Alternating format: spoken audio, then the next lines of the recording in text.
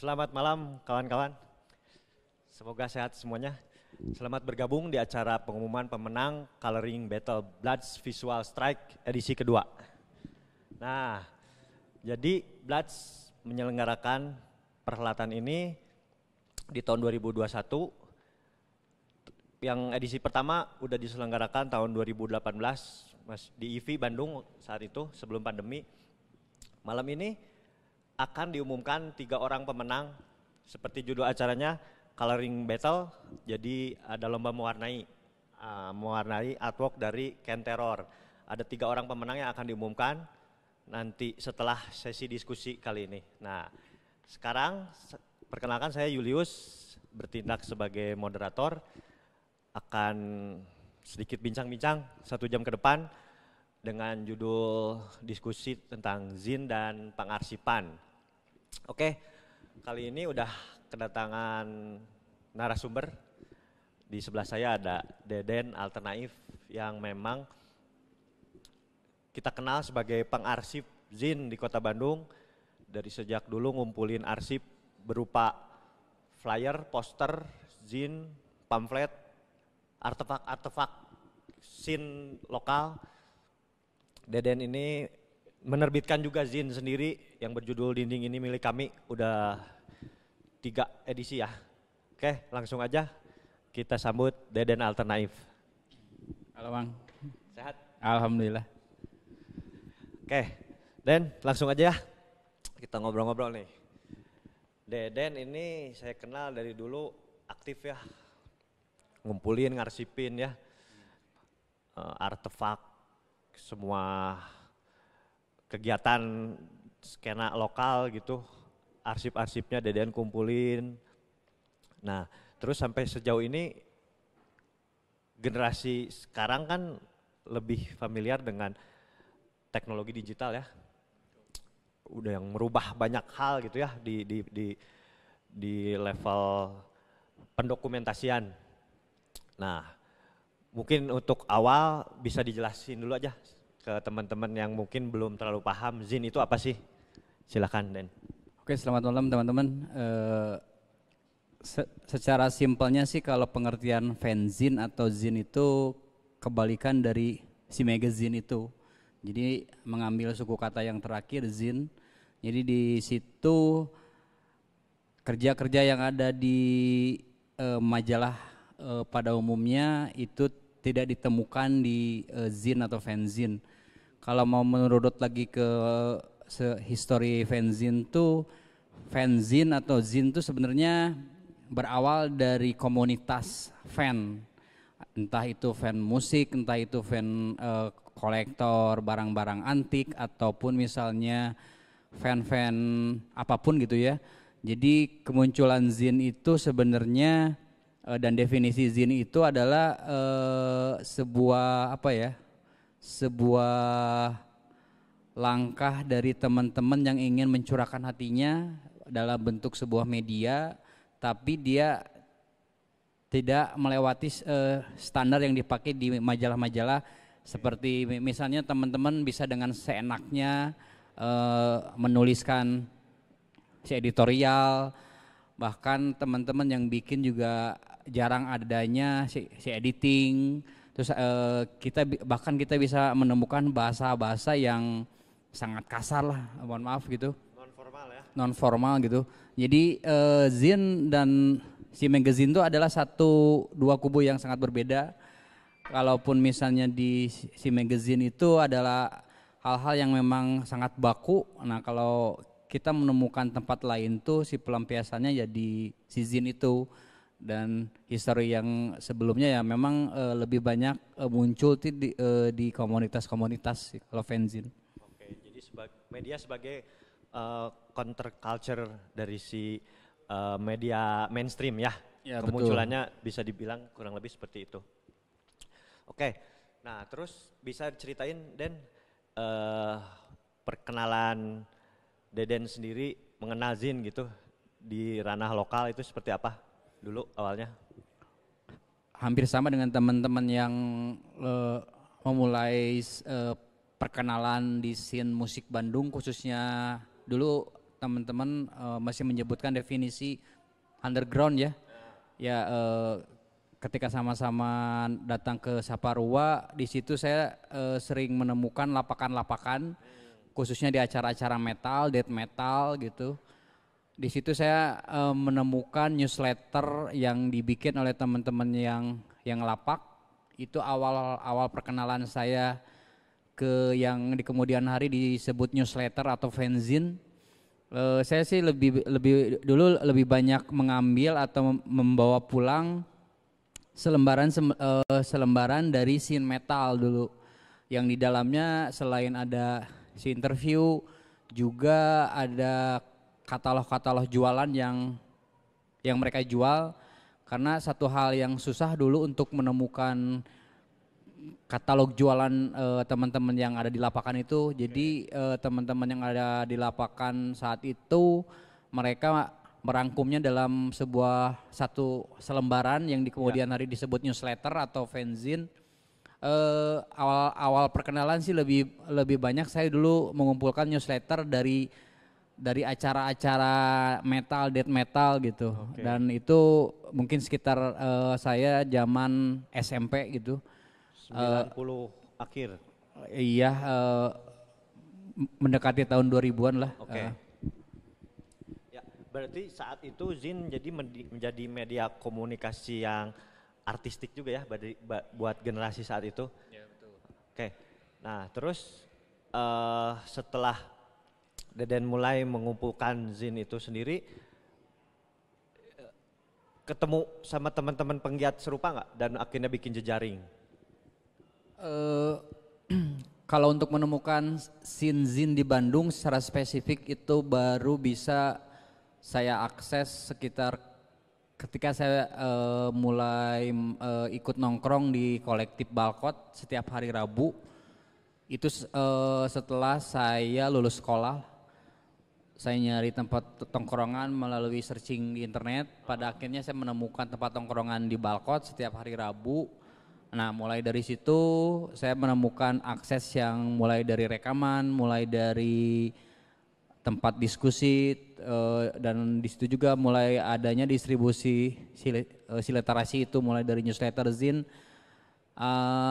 Saya menemukan zin yang benar-benar hidup tuh sekitar 2004-2005. Itu saya pikir zin di Pulau Jawa saat itu sangat-sangat solid.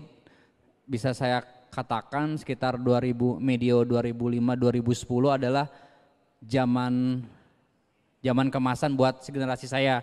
Karena mungkin sebelum saya juga ada, mungkin zaman-zamannya teman-teman yang lebih awal memulai scene ini.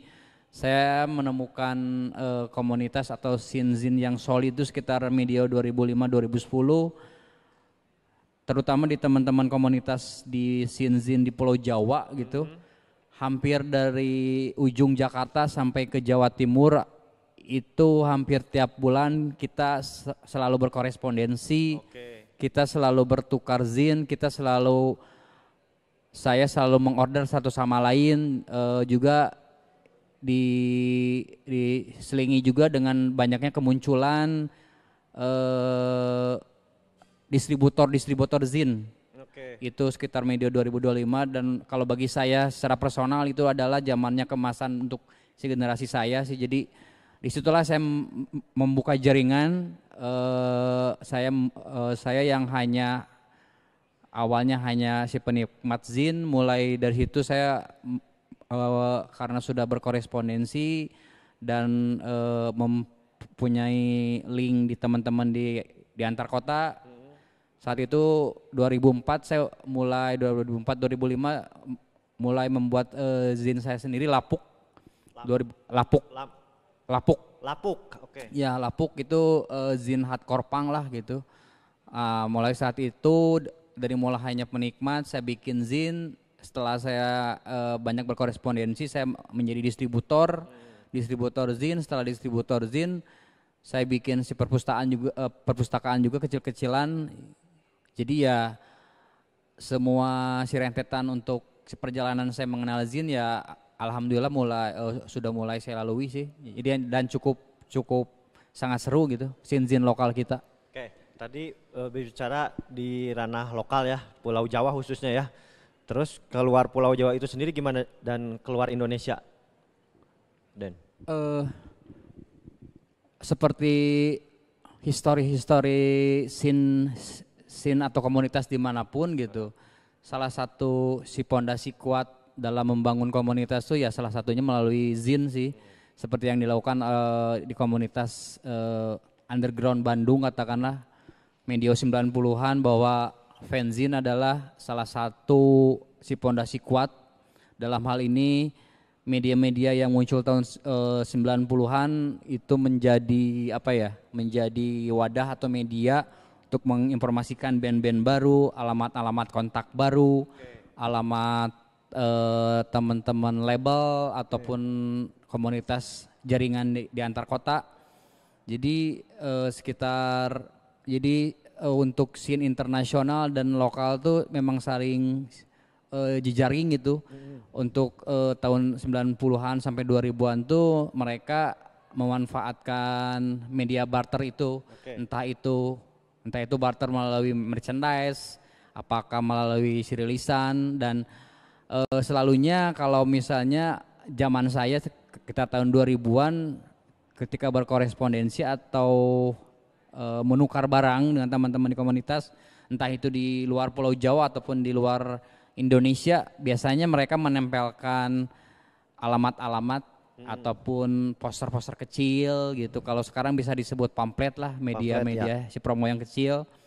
Jadi scene lokal dan internasional itu saling berhubungan ya, salah satunya melalui zin gitu. Dan saya pikir scene lokal dan luar sama-sama saling secara waktu saling menguatkan satu sama lain sih. Seperti Maximum Rock and Roll, salah satu zin paling tua di Amerika, pernah juga memuat scene report dari scene lokal kita gitu.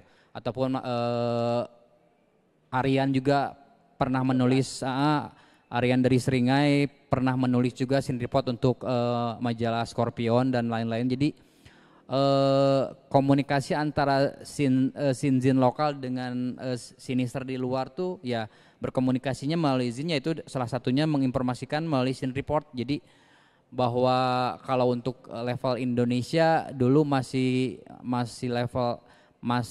yang solid di Pulau Jawa, dan pada akhirnya ketika kemunculan zin sudah mulai bisa dikonsumsi oleh tiap kota, ada di Pontianak, Kalimantan, Sumatera saling bermunculan. Bahkan kalau untuk 90-an kan dari teman-teman dari scene metal Bali sudah lebih awal sih memulainya. Oke. Buat Deden secara pribadi seberapa penting sih Den pengarsipan dokumentasi zin, poster, flyer ini? Karena saya lihat kan yang meminati bidang ini kan nggak banyak ya. Kalau kolektor rilisan gitu kan udah umum ya, CD, kaset, piringan hitam gitu. Tapi untuk mendokumentasikan flyer, pamflet, zin itu kan belum banyak. Seberapa penting sih buat Deden sendiri? Mungkin saya sangat karena ketika mengumpulkan fanzine, saya banyak membaca fanzine dari luar, terutama Maximum Rock and Roll yang saya kumpulkan. Di Maximum Rock and Roll itu saya sangat cukup memikat hati itu ketika di dalam hampir di setiap edisi Maximum Rock and Roll itu ada dokumentasi dari scene dari tahun 70, 80, bahkan 90 gitu. Jadi saya pikir si pendokumentasian arsip di scene internasional itu sudah sangat sangat penting gitu. Saya pikir setelah saya baca Maximum Rock and Roll, saya sebenarnya ada satu mimpi juga untuk mungkin suatu saat nanti pengarsipan lokal juga memang harus seperti mereka juga. Seperti Maximum Rock and Roll itu mereka punya satu ruang arsip. Dari mulai si edisi awal tahun 70-80 mereka masih simpan sampai yang terakhir mereka tahun 2000-an kemarin pada akhirnya harus tutup untuk media cetaknya, tapi tetap running untuk websitenya. Jadi saya pikir saya sangat terinspirasi oleh teman-teman punk di luar untuk pengarsipannya, untuk si kondisi lokal ya mau nggak mau sih pada akhirnya menjadi hal yang sangat krusial seperti yang dilakukan oleh Ucok dengan membuat diskografi Homicide. Sekarang dia lagi membuat Hark untuk diri isu menjadi sebuah CD. Di situ sangat membutuhkan visual arsip dari awal-awal band itu muncul, show awal mereka manggung gitu, ataupun apapun lah poster. Jadi saya pikir teman-teman di lokal memang sudah harus aware gitu ya untuk masalah pengarsipan. Ya. Karena untuk si generasi hari ini sampai scene kita seperti ini ya bahwa ada si artefak di masa lalu yang memang cukup sangat itu berjuang keras untuk bisa membuat komunitas ini ada gitu. Jadi ya saya pikir dengan si perkembangan teknologi hari ini harusnya pengarsipan dan si pendokumentasian tentang scene lokal tuh harus bisa lebih dipermudah lagi sih. Harus lebih aktif lagi teman-teman gitu. Ya. Dan yang saya lihat juga berarti si Zine ini ya sebagai media alternatif yang juga jadi media ruang platform berekspresi teman-teman di ranah kreatif ya saat itu ya. Tadi seperti disebutkan juga kan ada record label di situ teman-teman, terus yang punya distribution store ya. Jadi ada pebisnis lokal lah yang anak-anak band udah jelas. Terus juga mulai juga berarti saat itu menjadi media berekspresi untuk para ilustrator ya, desainer ya saat itu ya, Den ya. Oke, sekarang bisa diceritain Den tentang zine yang Deden terbitkan, Dinding Ini Milik Kami. Boleh ceritain ke teman-teman? Sebetulnya Dinding Ini milik kami itu si proyek lama yang saya konsep karena saya memang nggak bisa layout gitu. Itu saya karena pas pertama kali saya dulu sempet sering datang ke Saparua zaman SMP, memang awalnya dulu saya nyimpannya tiket sih.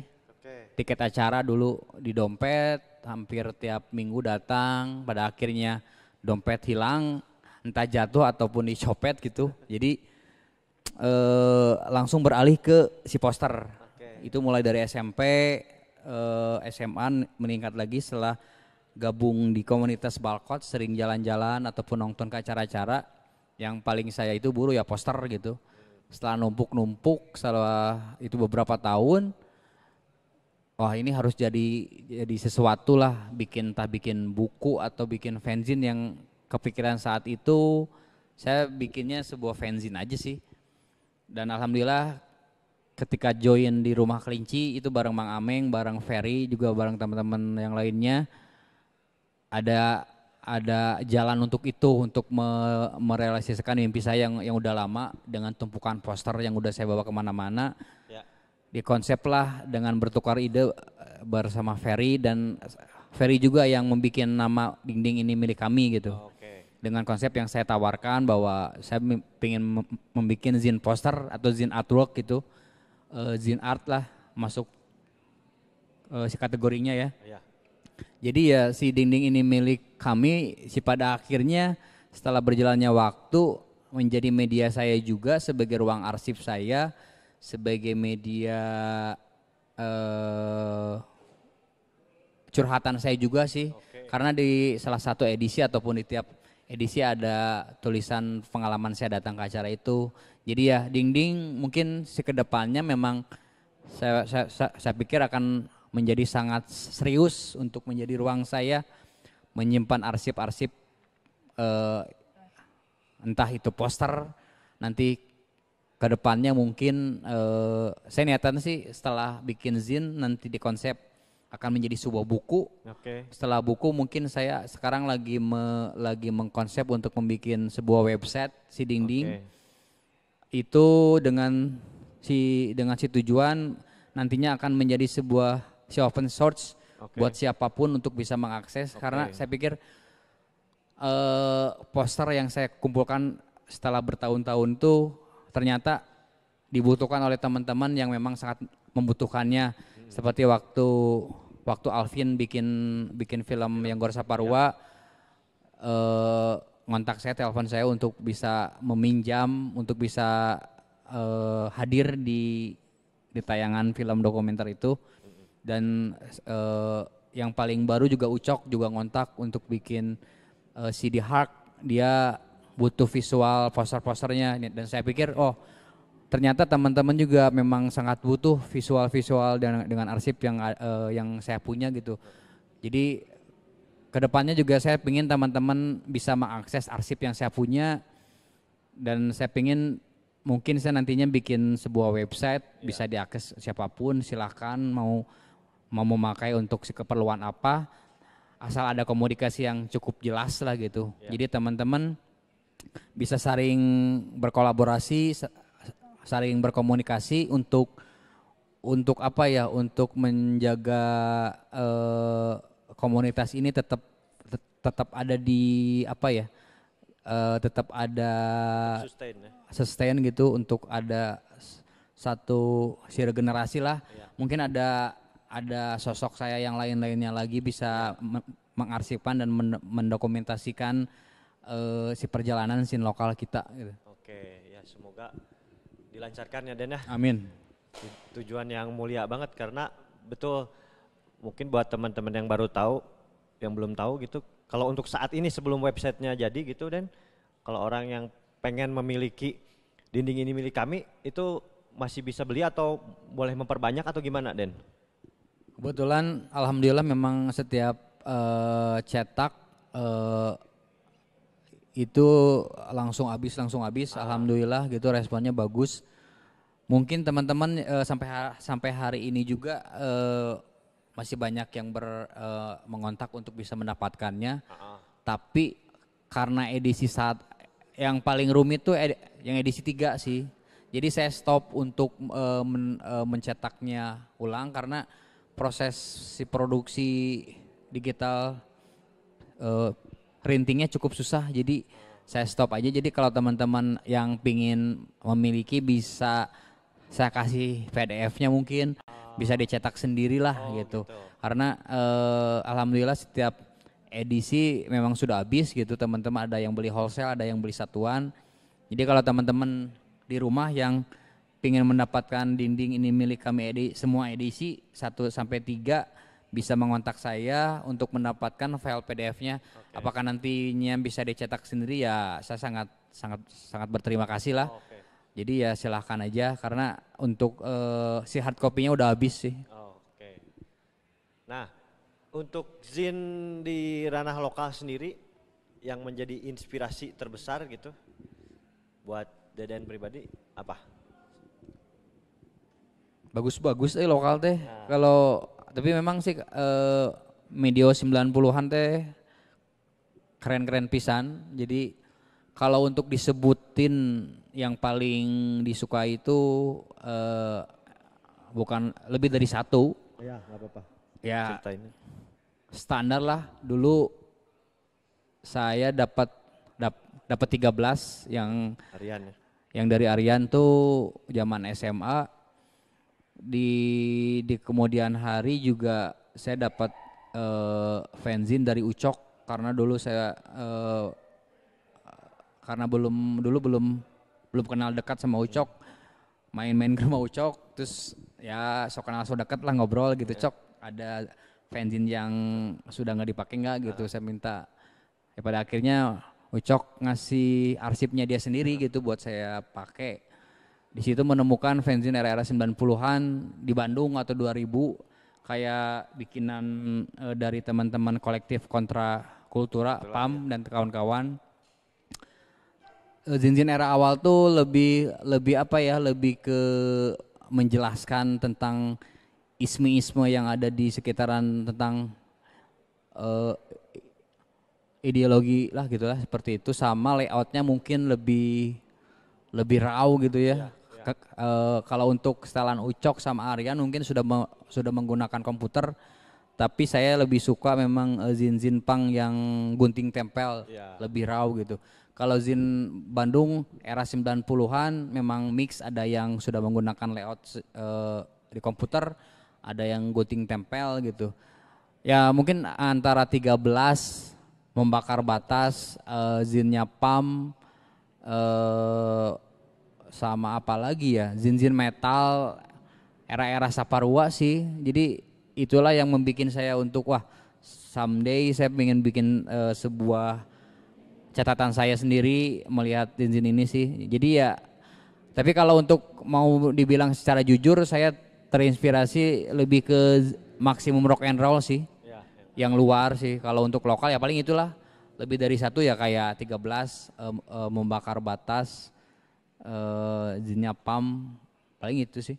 Oke, kalau ngomong-ngomong tentang regenerasi nih Den, setelah Deden, apakah melihat di generasi saat ini yang interest juga dalam hal pengarsipan? Ada teman-teman yang ngontak via DM, teman-teman di Bandung juga, mereka membuat zin juga. Saya zinnya lupa sih, cuman mereka katanya sangat terinspirasi dengan apa yang saya lakukan untuk bisa mendokumentasikan zin.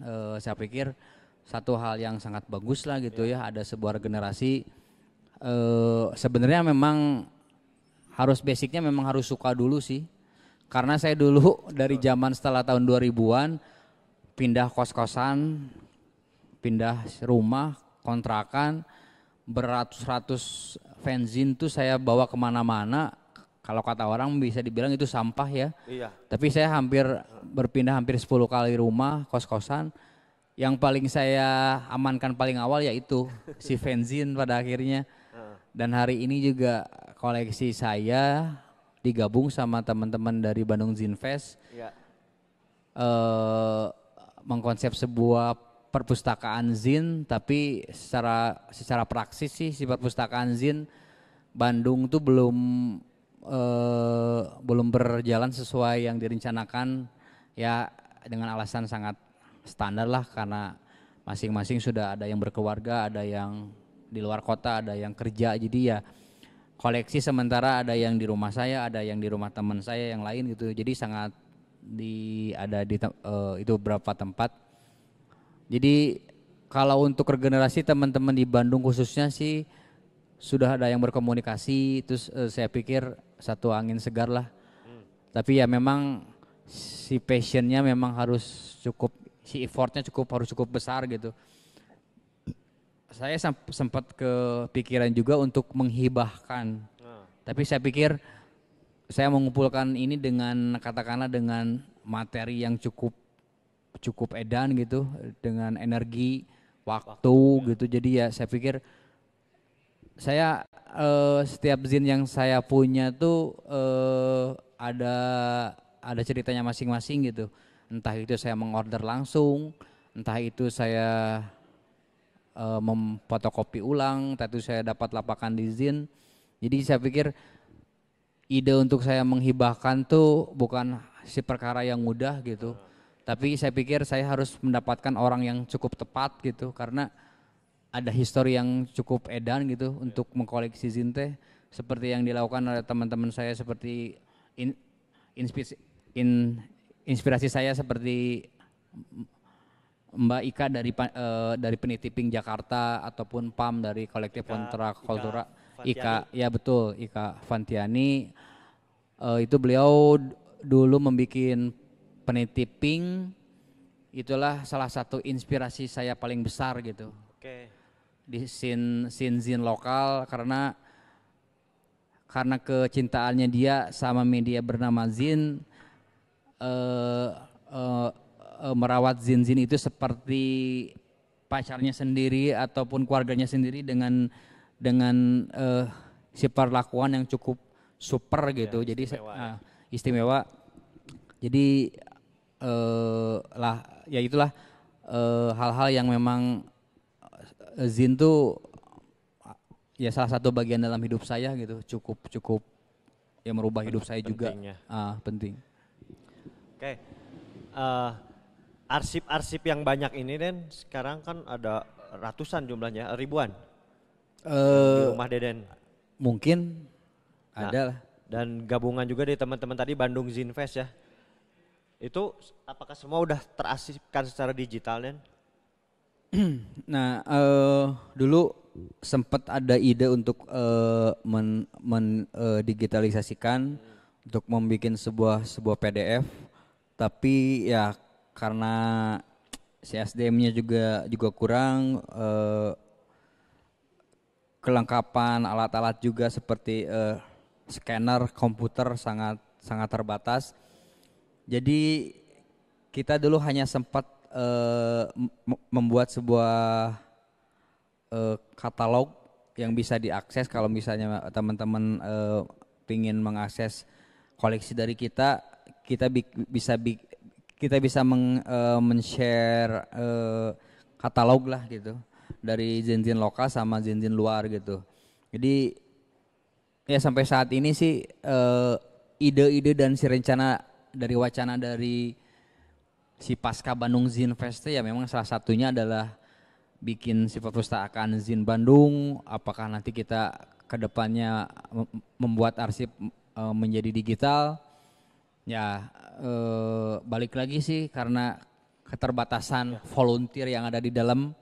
Jadi ya saat ini hanya ada ada di saya, ada di Reka, dari teman-teman dari Sigolosor Time. Kalau ide-ide sih kalau si rencana banyak sebenarnya untuk bisa teman-teman akses gitu si koleksinya kita.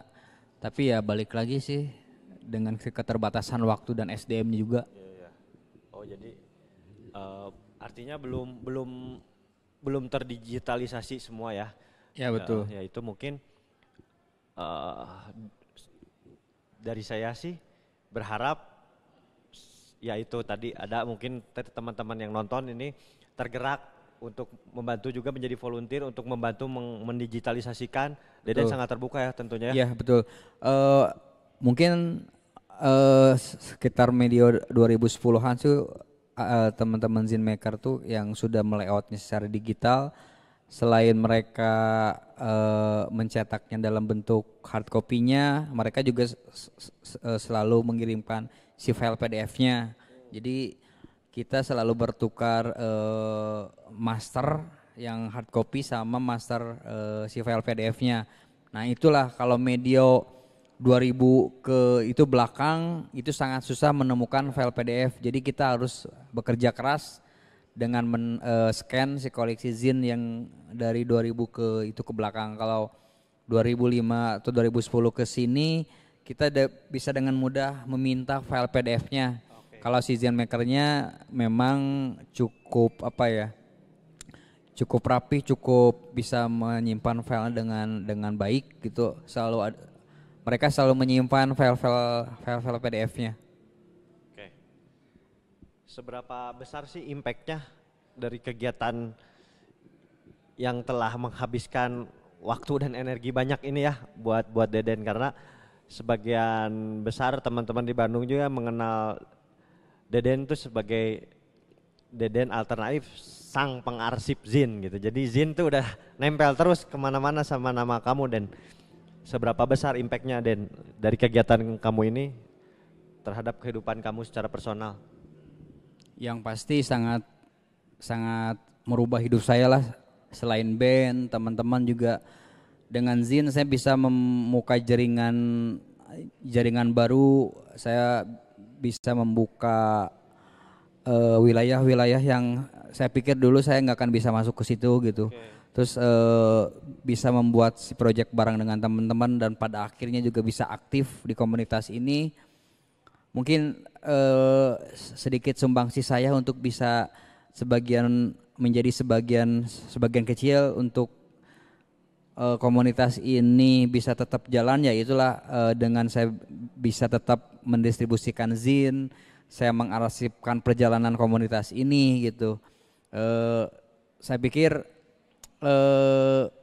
untuk media sekarang fanzine dengan perkembangan teknologi hari ini sudah cukup sangat ya dibabat lah gitu ya.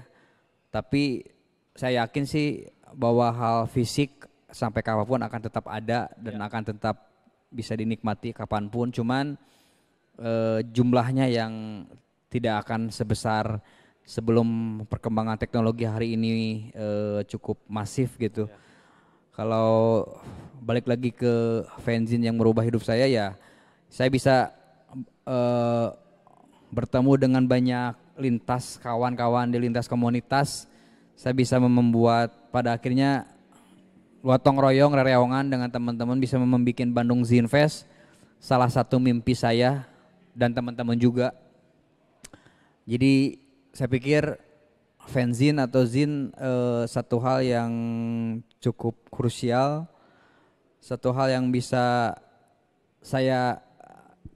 mengantarkan saya ada di komunitas, di bagian sangat kecil di komunitas Bandung inilah, ataupun saya bisa berkorespondensi dengan teman-teman dari luar negeri, saya bisa bertukar informasi, saya bisa bertukar zine, si rekaman, bikin zine report dan lainnya ya itu melalui zine gitu. Jadi saya pikir zine adalah salah satu media yang cukup strategis di komunitas ini untuk bisa yang paling penting sih konsistensi dari si personalnya kita sih. Kita harus bisa tetap konsisten bahwa media di komunitas itu memang harus tetap ada. Entah sekarang si percepatannya memang masuk ke ranah digital, website atau webzine. Saya pikir mungkin euforia zine atau fanzine sudah tidak seperti tahun 2010-an gitu. Tapi saya yakin sih hari ini juga masih banyak teman-teman yang masih pingin mengakses, masih pingin membuat medianya sendiri, masih pingin membuat zine festival di kota-kotanya masing-masing, dan itulah ya hal-hal strategis yang dipunya oleh fanzine gitu. Ya, oke.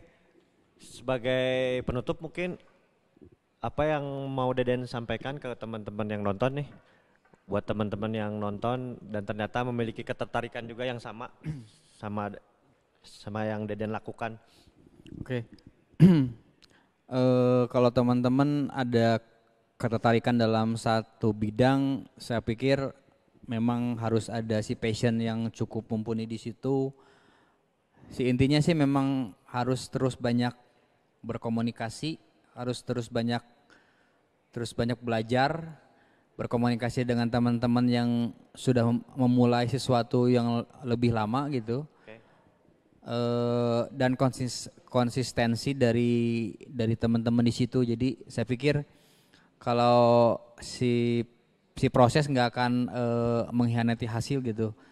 Dan teman-teman yang sekarang sudah memulai jalan mendokumentasikan, mengarsipkan, mulai distribusi si literasi, saya pikir jaga terus si energi positifnya untuk bisa terus konsisten, untuk bisa menjaga komunitas ini tetap sustain, untuk menjaga komunitas ini tetap bisa akan ada untuk si generasi selanjutnya. Dan saya pikir juga siap-siap aja bahwa selain energi, materi juga memang akan sangat berpengaruh, tapi semua itu saya pikir akan terkalahkan dengan passion kita di situ yang lebih besar sih, paling itu. Kalau satu lagi, Bandung Zine Fest berikutnya kapan, Den? Oh iya, 2002 tuh 10 tahun Bandung Zine Fest karena 2012 2020 10 tahun tuh 2000 ya tahun depan berarti. Tahun depan 2022. Oh, tahun 2022 tuh ulang tahun ke 10. Betul. Oh iya. Sebenarnya teman-teman yang volunteer di Bandung Zine Fest sendiri yang masih berkomunikasi via di grup WhatsApp. Ada teman-teman Reka, ada Ican, ada yang lainnya gitu yang masih berkomunikasi bersilaturahim melalui grup WhatsApp. Kita sebenarnya dengan kondisi si pandemi ini memang ada rencana untuk membuat sesuatu 10 tahunnya Bandung Zinfest. Tapi melihat dulu sih perkembangan kondisi hari ini sih, apakah nanti kita bisa membuat sesuatu secara fisik, apa kita nanti membuat sesuatu secara virtual gitu. Tapi memang rencana banyak sih, tapi memang harus direalisasikan satu demi satu. Ya. Melihat kapasitas energi kita masing-masing juga sudah cukup reot lah gitu. Jadi ya dengan keseharian, jadi ya Bandung Zinfest ada atau tidak sebenarnya kalau si energinya masih ada, tapi secara fisik mungkin belum bisa berjanji apa-apa sih kita. Ya. Oke lah, kita doain sama-sama aja semoga semua cita-cita Deden yang belum terrealisasi, plan-plan ke depan semuanya dilancarkan dan sehat-sehat selalu buat Deden Alternatif, buat teman-teman Bandung Zinfest juga semuanya, salam buat semuanya. Makasih banyak Deden untuk diskusinya kali ini. Makasih buat teman-teman yang udah ngikutin, nyimak. Sebelum ditutup sesi diskusi kali ini, berikutnya kita saksikan sama-sama ada pemutaran video highlight hasil penjurian pengumuman pemenang Coloring Battle Bloods Visual Strikes Volume 2. Selamat. Makasih. Nuhun.